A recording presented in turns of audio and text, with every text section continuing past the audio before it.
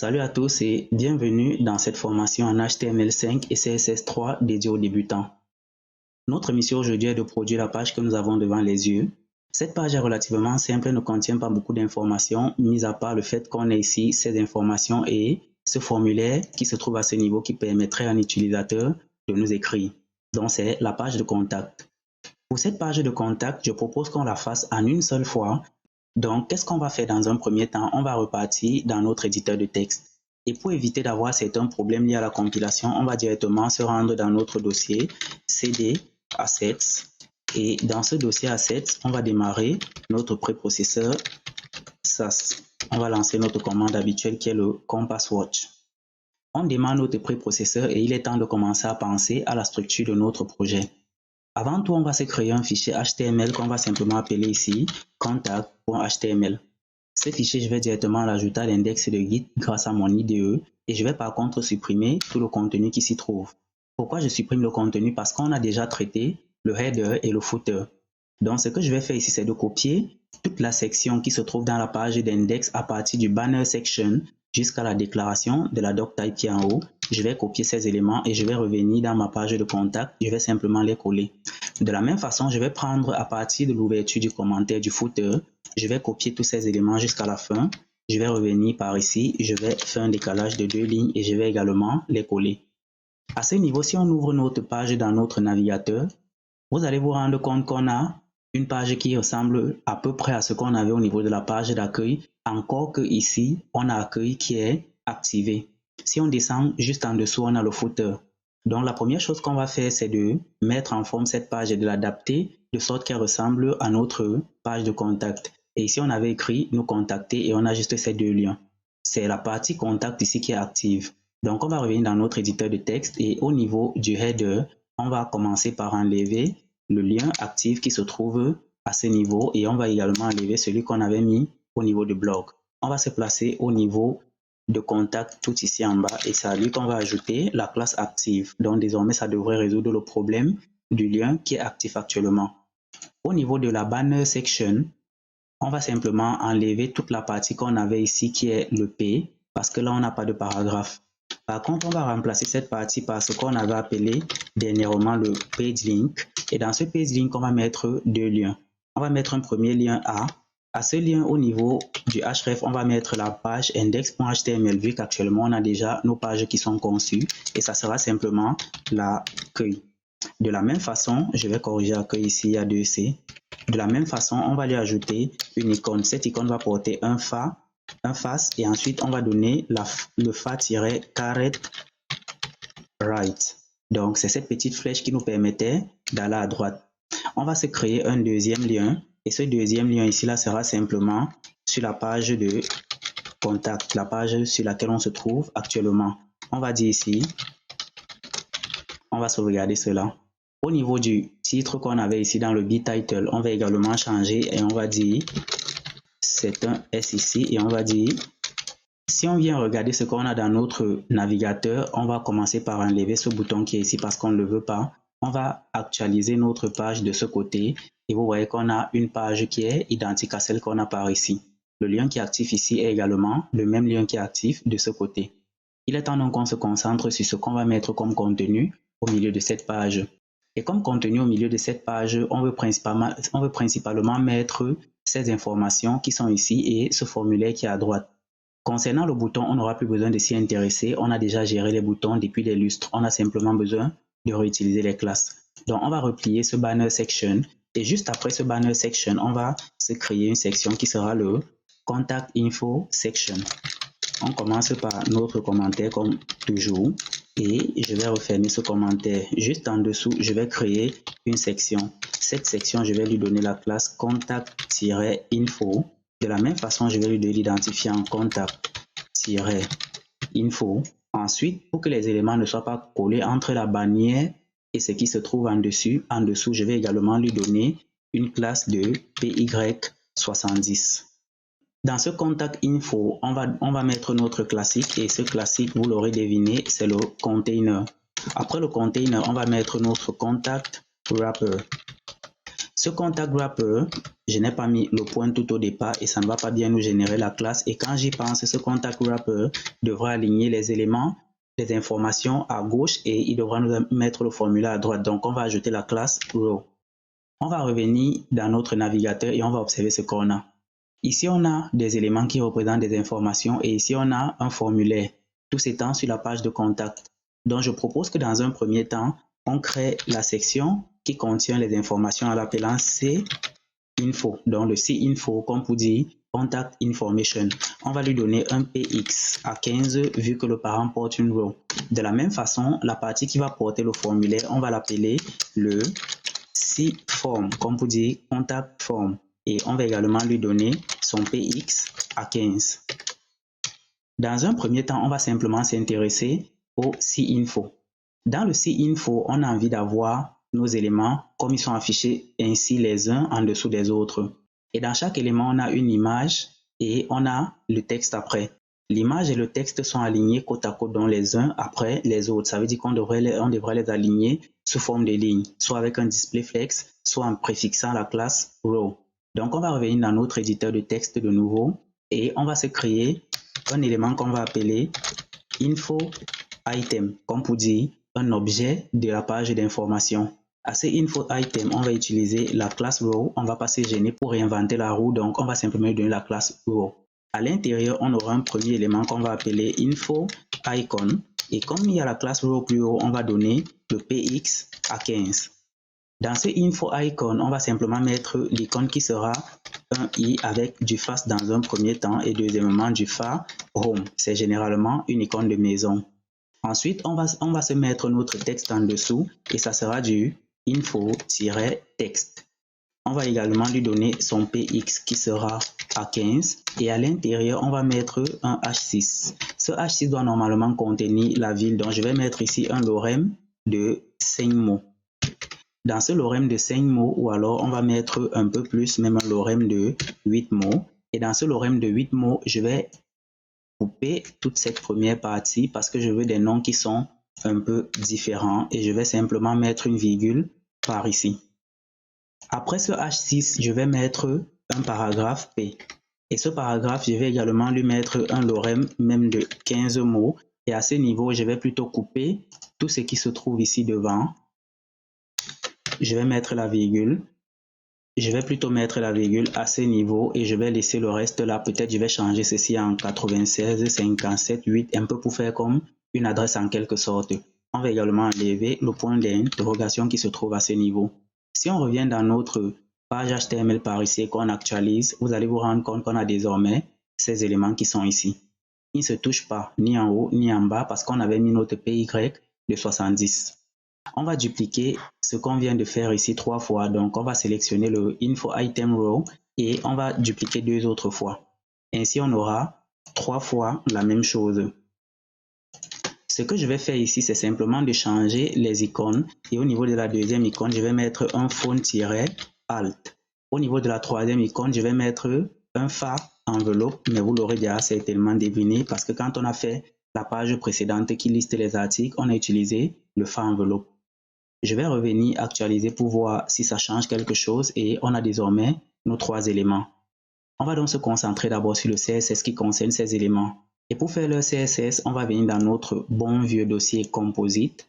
On va se créer un nouveau dossier qu'on va simplement appeler ici contact. Et dans ce contact, le premier fichier qu'on veut, c'est le contact.scss. Est-ce qu'on veut créer ce fichier? Oui, on veut le créer. On va également l'ajouter à l'index de Git. Dans ce fichier, on va commencer par cibler l'élément qui nous intéresse, qui est le contact info. Pour le contact info, je vais lui donner dans un premier temps un min height à 500 pixels.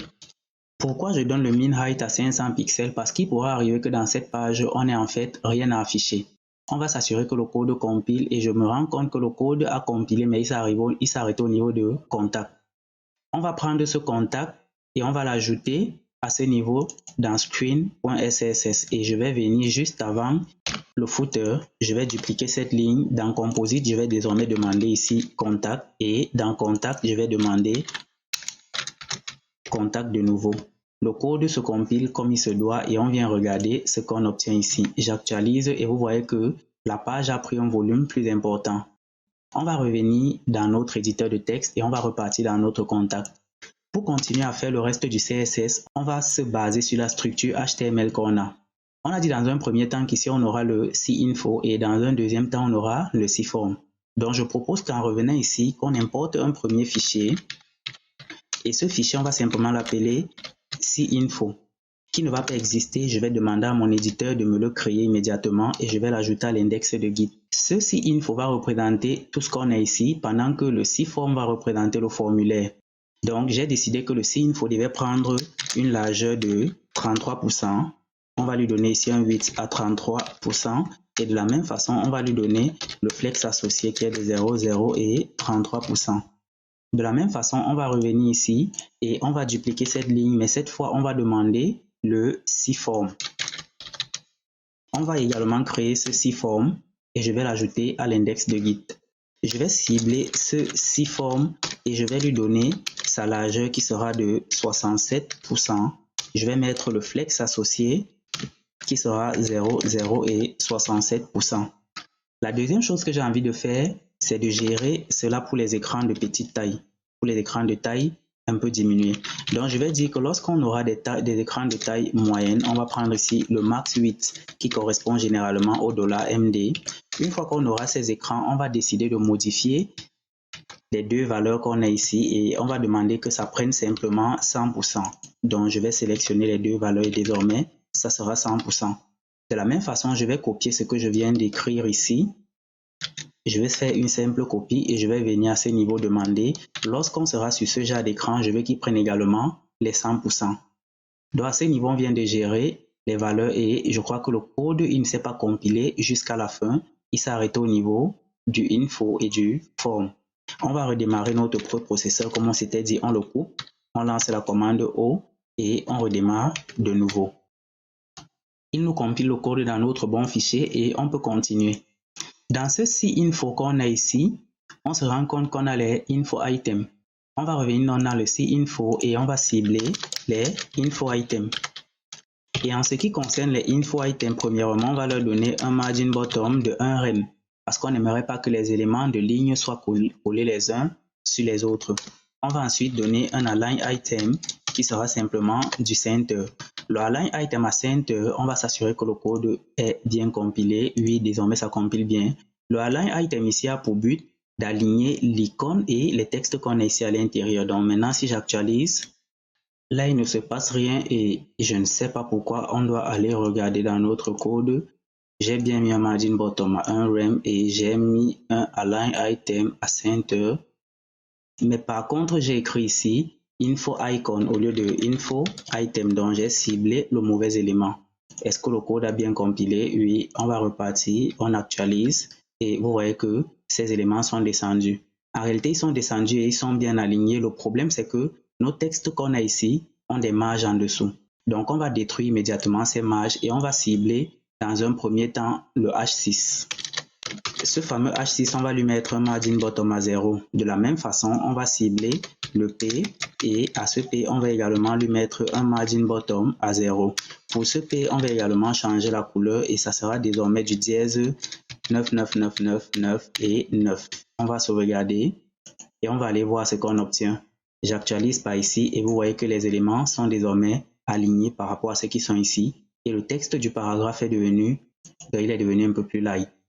On vient de finir pour ce CInfo. Vous allez vous rendre compte qu'il n'y a pas grand chose à y faire. Sinon, ce qu'on peut faire, c'est d'aligner ça ici au centre. Et si on veut aligner ces éléments ici au centre, on va revenir à ce niveau. Et au niveau du contact info, on va lui donner une row. En donnant la row au contact info qui contient directement toute la section, ça aura pour effet de lui appliquer un display flex et un certain nombre d'éléments. Donc, on va revenir dans le contact.css et là où on a le contact info, on va simplement utiliser un align item désormais à center. Et il va prendre, vu qu'il a le flex, il va prendre ces éléments, il va également les centrer. Si on revient ici et qu'on actualise, vous voyez que ça descend tout en bas. On va donc s'intéresser à la deuxième partie qui concerne le formulaire particulièrement. Dans le formulaire, on va ouvrir notre balise qui contient généralement les formulaires et on n'aura pas besoin d'action. Par contre, cette fois, on va lui donner une classe et je vais lui donner la classe row. Ensuite, à l'intérieur du formulaire, on va mettre nos éléments. Ici, les éléments, je vais les ranger en groupe. Donc ici, on aura un form group. Et dans ce form group, je vais simplement mettre un input. On va mettre un input. Ce input sera de type texte dans un premier temps. Ensuite, on va mettre la classe qui est, on va sortir de cet élément. On va mettre notre classe qui sera du form control. Et on va également mettre le fameux placeholder. Dans ce placeholder, on va simplement demander le nom de la personne qui souhaiterait nous écrire. On va dupliquer ce champ 2 autres fois. Et dans ce deuxième champ, ça sera plutôt un champ de type email. Donc, on va demander ici désormais l'email. Et dans le troisième champ, ça sera également un champ de type texte dans lequel on va demander le sujet auquel la personne nous écrit. Une fois qu'on aura ces trois champs, on va créer le quatrième champ. Et ce quatrième champ sera également dans un form group. Dans ce form group, on va cette fois mettre le texte area. Ce texte area, on va lui supprimer le name et le ID. Ça ne nous intéresse pas dans le cadre de cette formation. On va plutôt laisser les éléments de row et de calls. Et quand j'y pense, on peut même les supprimer, ça ne dérange pas. On va également lui donner la classe qui sera du form control. Et on va lui donner un placeholder dans lequel on va demander qu'il entre son message. Placeholder, votre message. Donc à ce niveau, c'est tout ce qu'on aura à faire. Quand on va revenir dans notre éditeur de texte, mais avant d'arriver, il faudrait qu'on se mette notre bouton. Donc on va se créer ici une div pour laquelle on va donner la classe button. Et à cette classe, on va donner button call. Comme pour dire, c'est un bouton de colonne. On va ensuite lui donner un px à 15. Dans cet élément, on va mettre notre bouton. Le bouton sera simplement un button qui aura la classe btn et la deuxième classe, ça sera btn-outline. On va dire envoyer le message et on va ajouter une petite icône tout à côté qui sera du face. Ensuite, on va mettre le fa-paperplane et on peut venir désormais dans notre navigateur pour regarder et on se rend compte que ces éléments se placent tout ici. Par contre, on aimerait que ces éléments se placent les uns en dessous des autres, mais que celui-ci lui reste de ce côté. Donc, on va arriver dans notre éditeur de texte et on va arranger cela. Au niveau du form, ici, j'ai mis la classe row. Ça veut dire que je voulais aligner les éléments les uns à la suite des autres. Donc, c'est pour cela que tous ces éléments se sont alignés de suite. Ce que je vais faire dans un premier temps, c'est de me créer ici une classe que je vais appeler left form qui va porter les éléments de gauche. Et à ce left form, je ne vais pas oublier de mettre le px de 15. Ensuite, à l'intérieur de ce left form, je vais déplacer tous les éléments de type input simplement. De la même façon, je vais me créer une autre div ici qui sera de type right form à laquelle je vais également greffer mon px-15 et à l'intérieur, je vais simplement mettre le texte area que j'ai de ce côté. Si je reviens regarder, je ne pense pas que quelque chose aurait changé. Oui, quelque chose a changé. On a ces trois éléments ici et on a celui qui est là. On va revenir, on a fini avec le CINFO, on va refermer celui-ci, on referme le index et on va revenir dans notre CForm. Dans notre CForm, on va cibler le left form et on va également cibler le right form en même temps. On va leur appliquer un certain nombre de styles qui seront particuliers, qui seront identiques en fait aux deux, notamment une largeur de 50 et on va leur donner un flex. Désolé, ici c'est plutôt du flex que je voulais mettre. Ça sera 0, 0 et 50% parce qu'on aimerait que le champ qui porte les inputs de type texte et celui du texte area prennent exactement les mêmes valeurs. Et de cette façon, on va dire que lorsqu'on sera dans des écrans de petite taille, on aimerait que ce comportement change. Donc, on va mettre ici un max 8 et cette fois, on va prendre le $SM. Ce comportement, on veut qu'il change et on veut que les éléments désormais prennent plutôt 100% de l'espace qui est disponible. Donc, ici, on aura un 8 à 100% et on aura également un flex qui sera de 0, 0 et 100%. Si on vient sauvegarder, si on vient regarder ce qu'on n'a pas ici, on actualise, les éléments se sont espacés. Ceux-ci ont pris directement 50% et il y a les autres 50% restants.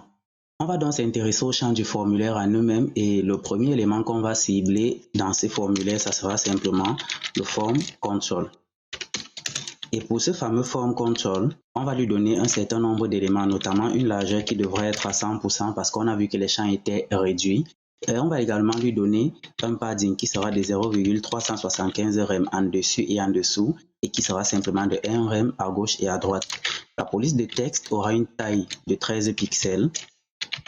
On va également lui donner une couleur. La couleur de texte sera une couleur qu'on a utilisée précédemment qui est du dièse 9999. On va se charger de lui donner une bordure, un border qu'on va calculer à 1 pixel solide et la couleur sera simplement du dièse F7, F7, F7. On va mettre une transition et la transition va concerner principalement le box shadow parce qu'on avait vu lorsqu'on faisait la démonstration qu'au survol, il se produisait un effet de box shadow. Ce box shadow sera à 0,25 secondes et on va simplement appliquer l'effet du ease. Si on part regarder ce qu'on obtient dans notre navigateur, on va actualiser et vous voyez que les champs sont désormais devenus plus grands. Et lorsqu'on va sélectionner un champ en particulier, il ne se passe rien pour le moment. Lorsqu'on survole le champ, il ne se passe non plus rien. Il n'y a pas l'effet du box shadow qu'on avait mis parce qu'on n'a pas encore géré les effets en hover. Mais néanmoins, on se rend compte qu'on a déjà nos bordures qu'on avait demandé. Donc, on va revenir dans notre éditeur de texte et on va maintenant s'intéresser aux effets de survol. Le premier effet de survol, le premier effet qu'on va gérer, ça sera le hover. Et pour ce hover, on va simplement demander à avoir un border color qui sera traité par la fonction transparentize, à laquelle on va passer en premier paramètre la couleur $main_color. Et en deuxième paramètre, on aimerait que ce soit traité à 0,75. Le deuxième élément qu'on va gérer, la deuxième pseudo-classe qu'on va gérer, ça sera la classe du focus. Le focus ici, c'est justement lorsqu'on a ciblé le champ et qu'on a envie d'y écrire. Lorsque nous sommes sur le focus, on aimerait également avoir le même border color qu'on vient de mettre tout ici en haut. Donc, on peut ajouter ici simplement un focus. Et le deuxième élément qu'on aimerait avoir au niveau du focus, c'est la box shadow. Parce qu'on a dit, lorsqu'on va sélectionner l'élément pour y écrire, on aimerait avoir cette box shadow. On va la calculer sur 1 pixel, ensuite 3 pixels et on va traiter également sa couleur par un transparentize. On va lui passer en premier paramètre le $main_color et en deuxième paramètre, on va demander qu'il nous traite ça simplement à 0,4. On va sauvegarder et on vient regarder ce qu'on obtient dans le navigateur, on actualise. Si je survole désormais mes champs, vous voyez qu'il y a une bordure qui change de couleur. Et lorsque je focus un champ, vous voyez qu'il y a la box shadow qui est apparue tout en bas. Maintenant, on va se concentrer sur cet élément qui est par ici, qui est le text array en quelque sorte. À présent, on peut le redimensionner et on se rend compte que s'il est très petit, il y a ces éléments de scroll qui apparaissent. Donc, on va revenir dans notre éditeur de texte et on va cibler le text array en lui-même. Et on va demander que si ce texte est jumelé à la classe form_control, on va faire quelque chose qu'on avait déjà fait quand on travaillait sur un champ précédemment. On va donner ici une hauteur de 150 pixels. Et la deuxième chose qu'on va dire, c'est qu'on n'aimerait pas qu'on puisse le redimensionner. Donc, on va mettre ici un resize à none. Normalement, ça devrait résoudre ce problème. Allons regarder est-ce que c'est le cas. Et vous voyez que là, ça donne une hauteur à 150. Cette hauteur également correspond aux trois éléments qui sont de ce côté. Maintenant, il ne nous reste plus qu'à gérer le bouton parce qu'ici, le bouton, lui, il est placé de ce côté. Par contre, notre bouton, il est placé par là. Donc, on va venir et on va cibler le bouton en lui-même. On va dire ici button. Et pour ce button colonne, on va lui donner une largeur de 100%, 8 à 100%. Quand on lui donne le 8 à 100%, il va normalement prendre les 100% de la largeur qui est disponible tout ici en bas.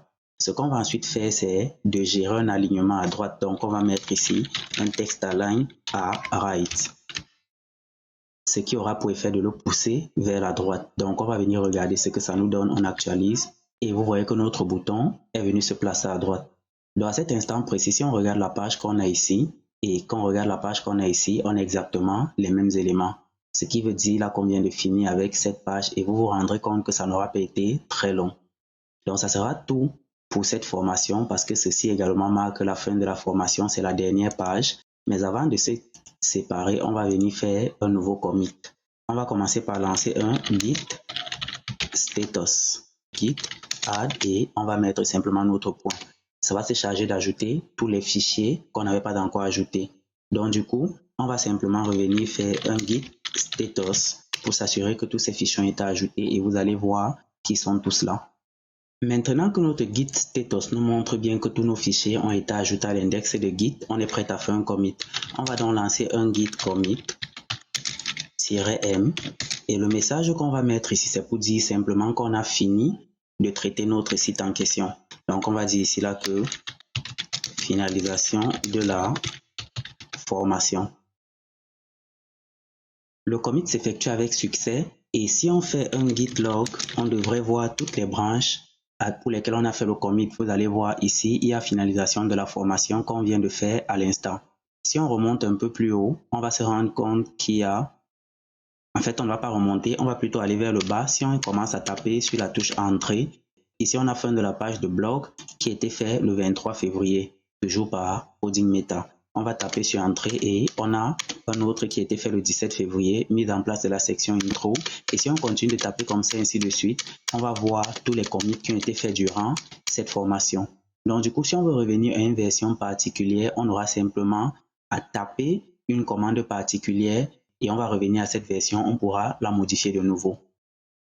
Maintenant qu'on a fini de faire notre commit et qu'on a fini avec le projet proprement dit, je propose qu'on mette ce qu'on vient de faire en ligne. Et on va se retrouver dans la prochaine partie. C'est dans cette partie qu'on va faire ce commit distant et par la même occasion, nous allons sauvegarder notre code source en ligne.